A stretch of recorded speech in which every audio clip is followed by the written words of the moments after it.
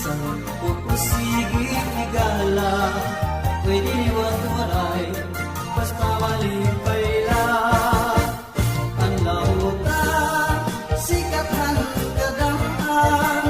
Ano nga okasyon, himbabatian. Ang lautan, sikat ng hatangan. Simple nga okat, maupay tsimpuhan. Kalasigi iday sayaw lang, kay